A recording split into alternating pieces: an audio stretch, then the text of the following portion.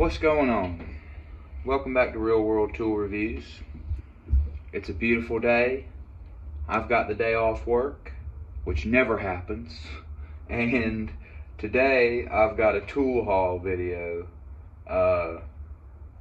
This is stuff I bought today for these two different kits I use. And this is stuff that's going to make my life a whole lot easier. Stuff that I kind of wanted when I was doing the last couple jobs I was doing. So I figured this would be a good video, a good tool haul video to show you guys. The first thing I got, the thing I needed that I was thinking about getting when I went there, was this foldable saw. I've seen these forever. This is the Lennox from Lowe's, and I wanted it for this. This is just my little plumbing pouch. These are two kind of new things for me. I just got this Veto bag a couple months ago, and I haven't used it a whole bunch.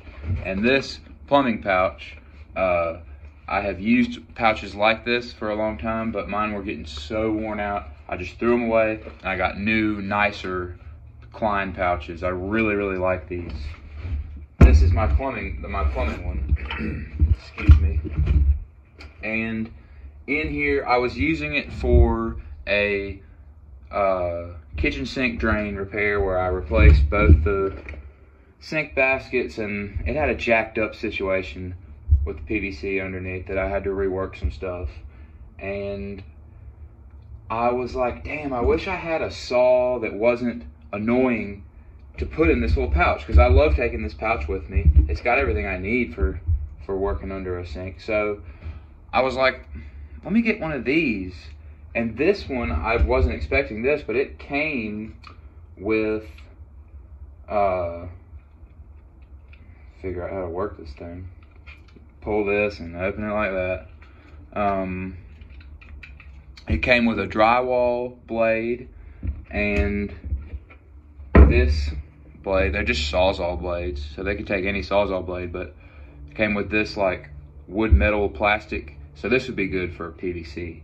So it's perfect for me to keep in here, because a lot of times I've got to cut drywall too, and it's got a good sharp. I mean, you could use it as a jab saw, I think, successfully. It's not quite as nice as a like full-on jab saw, which I've always used, but this will fold and fit in here, and I think it's going to work good, because I've had this last job I was just talking about with this kitchen sink made me want to get this, and then the time before that made me want to get something like this was I was working on a shower valve, and the tub, I went to take the tub spout off, and there was somebody had used a galvanized nipple where they should have used a brass one, and it had rusted out, and I tried to take the tub spout off, and it just broke off.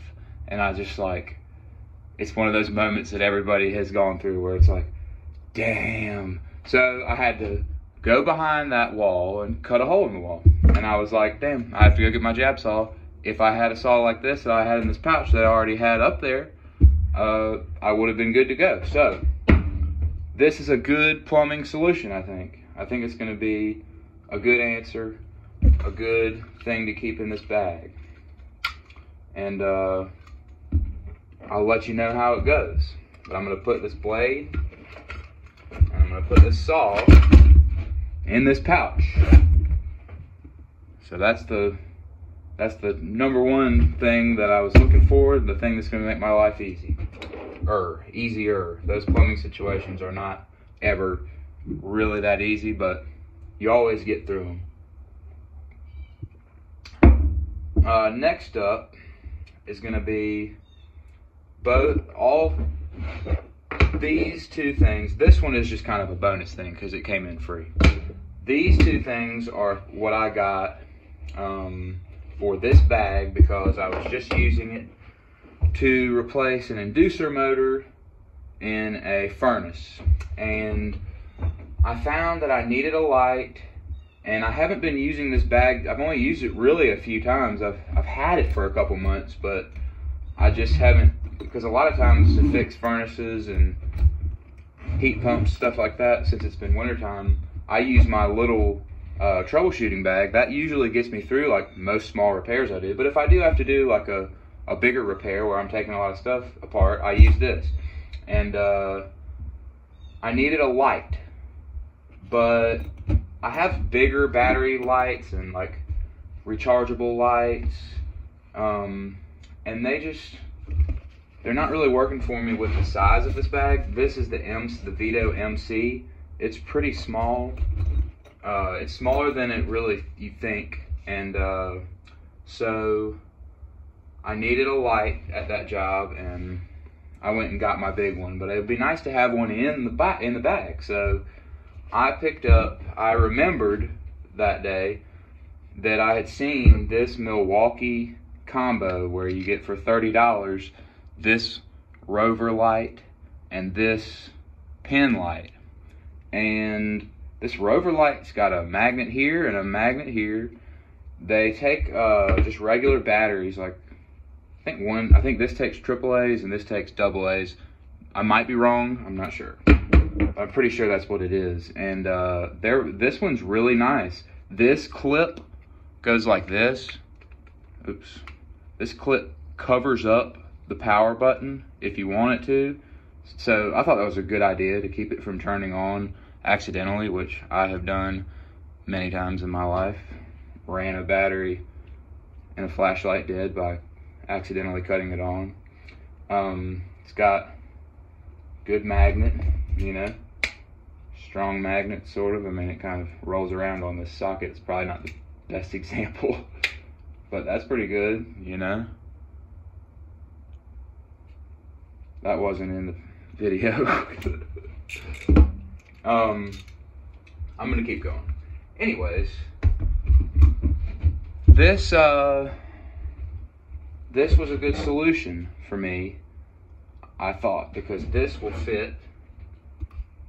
My plan was to put it right here.